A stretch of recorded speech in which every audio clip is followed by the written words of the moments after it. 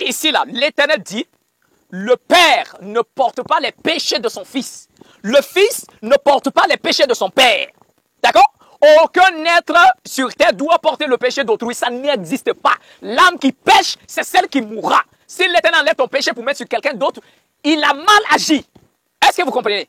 L'âme qui pêche, c'est celle qui meurt. L'Éternel ne peut pas punir autre personne à cause du péché que tu as commis. Si vous dites que l'Éternel prend ton péché, il le met sur le Christ, sur son propre Fils et qu'il le tue, c'est que l'Éternel lui-même a commis un péché. C'est que lui-même, il est allé contre ses lois. L'Éternel ne punit pas un innocent pour les coupables. Ça n'existe pas. C'est un mensonge de Rome. C'est une abomination de Rome.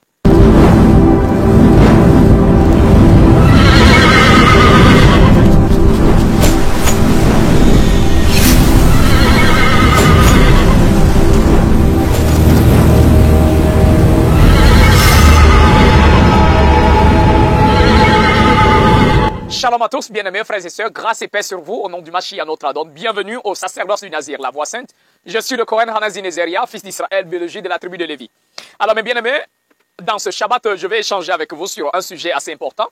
Aujourd'hui, je vais vous parler de la rémission des péchés. La rémission des péchés, le pardon des péchés.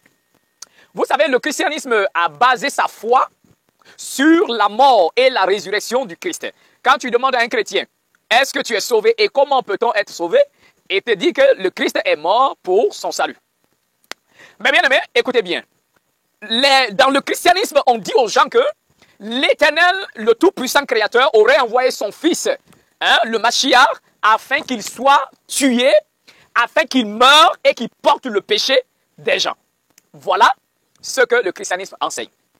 Donc, mes bien-aimés, comme je le dis, avec leur faux évangile, ils enseignent n'importe quoi. Donc, le Mashiach lui-même, le patron lui-même va dire quelque chose. Lui-même va parler de la rémission des péchés.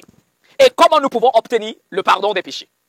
Mais bien aimé, ce sujet est important à comprendre parce que même dans votre Bible, il est écrit dans Jean le chapitre 17, le verset 3, il dit « Or la vie éternelle, pour obtenir la vie éternelle, cela consiste à connaître l'Éternel, le seul et véritable souverain, et celui-là qu'il a envoyé, Yahusha, notre Mashiach. » En d'autres termes, pour obtenir la vie éternelle, il faut connaître le Père et connaître le Mashiach.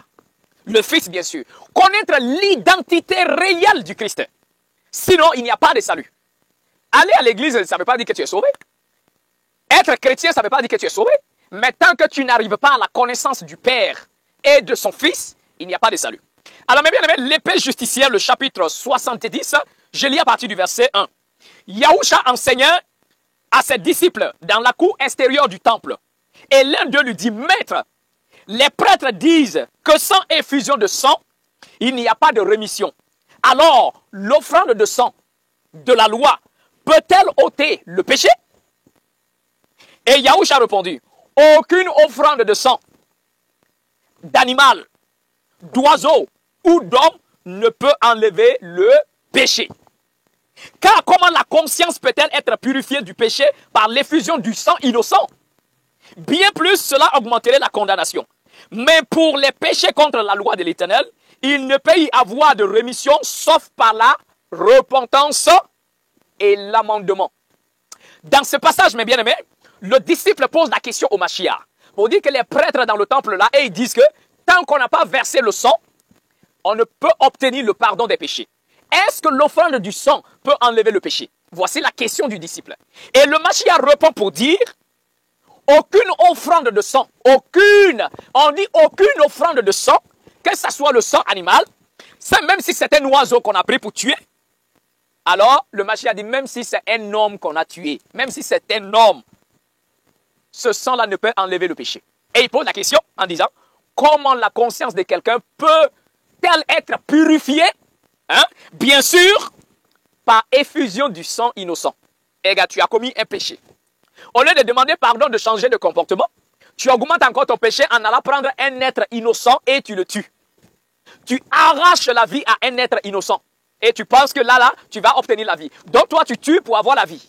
Ça n'a pas de sens. Le Mashiach dit ça ne peut pas. Mais le Mashiach nous enseigne que c'est plutôt la repentance et l'amendement qui enlèvent le péché. La repentance et puis l'amendement. La repentance, c'est quoi? J'avais volé, je décide de ne plus voler. La repentance, c'est quoi? J'avais menti, je dis je ne mens plus. La repentance, c'est quoi? C'est que j'avais commis l'adultère, je ne le ferai plus. La repentance, c'est quoi? C'est que j'avais violé les lois du Seigneur, je ne fais plus cela. Je commence à faire ce que le Seigneur demande. C'est ça, la repentance. Fais demi-tour. Comme on le dit en hébreu, fais la teshuva. C'est-à-dire, changer de direction pour revenir sur la voie droite. C'est ça qui enlève le péché. On n'a pas dit on va tuer quelqu'un. Le Mashiach n'est pas venu pour mourir, il n'est pas venu verser son sang, pour que le sang du Mashiach n'est pas là pour effacer le péché de qui que ce soit. Maintenant, si on a falsifié les écrits pour vous le donner, ça n'engage que vous. D'accord? Alors, mes bien-aimés, je vais prendre un autre passage avec vous, dans le livre du prophète Ézéchiel. Alors, mes bien-aimés, dans le livre du prophète Ézéchiel, qu'est-ce que la parole nous dit? Ézéchiel, le chapitre 18. Ézéchiel, chapitre 18, à partir du verset 20. L'âme qui pêche, c'est celle qui mourra. Le fils ne portera pas l'iniquité de son père. Et le père ne portera pas l'iniquité de son fils. La justice du juste sera sur lui et la méchanceté du méchant sera sur lui. Si le méchant revient de tous les péchés qu'il a commis, s'il observe toutes mes lois et pratique la droiture, la justice, il vivra, il ne mourra pas. Toutes les transgressions qu'il a commises seront oubliées. Il vivra à cause de la justice qu'il a pratiquée. Ce que je désire, est-ce que le méchant meurt? Le Seigneur le dit. C'est pas qu'il change sa conduite et qu'il vive? Mais bien aimé, alors dites-moi. Ici, là, l'Éternel dit, le Père ne porte pas les péchés de son Fils. Le Fils ne porte pas les péchés de son Père. D'accord? Aucun être sur terre doit porter le péché d'autrui. Ça n'existe pas. L'âme qui pêche, c'est celle qui mourra. Si l'Éternel enlève ton péché pour mettre sur quelqu'un d'autre, il a mal agi. Est-ce que vous comprenez? L'âme qui pêche, c'est celle qui meurt. L'Éternel ne peut pas punir autre personne à cause du péché que tu as commis. Si vous dites que l'Éternel prend ton péché, il le met sur le Christ, sur son propre Fils et qu'il le tue, c'est que l'Éternel lui-même a commis un péché. C'est que lui-même, il est allé contre ses lois. L'Éternel ne punit pas un innocent pour les coupables. Ça n'existe pas. C'est un mensonge de Rome. C'est une abomination de Rome. Et là, comme ça, il va aller commettre un péché encore. Parce qu'il sait que, il sait pas, il y a tonnes de sang de Jésus qui va le purifier. Attendez, l'Éternel dit, l'âme qui pêche, c'est celle-là qui mourra. Le Fils ne porte jamais l'iniquité de son Père. Le Père ne porte pas l'iniquité du Fils. La justice du juste sera sur lui. Et la méchanceté du méchant sera sur lui. Maintenant, comment est-ce qu'on va prendre vous, votre méchanceté, vos péchés pour mettre sur quelqu'un d'autre? Ça n'existe pas. Mais l'Éternel dit, celui-là qui est méchant, mais s'il revient à moi, il commence à suivre mes lois, à respecter mes principes, à se repentir, l'Éternel dit, il vivra. Parce qu'il a changé de voie, il vivra, il n'ira pas en enfer, il sera sauvé. Son âme sera sauvée. D'accord? Par la repentance, parce qu'il a changé de voie.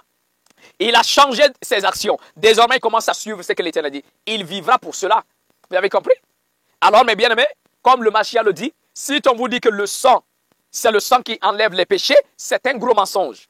Si on vous dit qu'on a pris vos péchés pour mettre sur le Christ, c'est un gros mensonge. Un gros mensonge. Ce sont des bêtises. La justice du juste reste sur lui. La méchanceté du méchant reste sur lui. Personne ne porte le péché de quelqu'un d'autre ici. Vous avez compris? Alors, à vous de revenir à l'Éternel, à chacun d'entre nous, de changer de voie, de revenir à l'Éternel et suivre ses commandements, de nous améliorer de jour en jour, jour après jour. Par cela que nous obtenons le pardon de nos péchés.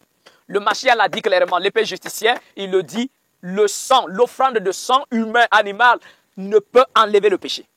Seule la repentance et l'amendement. L'amendement, c'est le fait de s'améliorer, de ne plus continuer dans le mal, mais le fait de changer de direction, de changer de comportement. C'est ça qui est l'amendement. Alors, le Tout-Puissant nous invite, une fois de plus, à abandonner nos mauvaises voies, à revenir à lui, suivant ses commandements pour le salut de nos âmes. Il est très important. Comme il est dit dans Jérémie, le chapitre 6, le verset 16, il dit, placez-vous sur le chemin, arrêtez-vous, demandez, renseignez-vous, quels sont les anciens sentiers. Les anciens sentiers. Demandez quelle est la bonne voie. Marchez-y et vous trouverez le repos de vos âmes. Cela est important à comprendre. Que le Tout-Puissant vous accorde sa grâce. C'était le Kohen Hanazi Nezeria et moi je vous dis Shalom.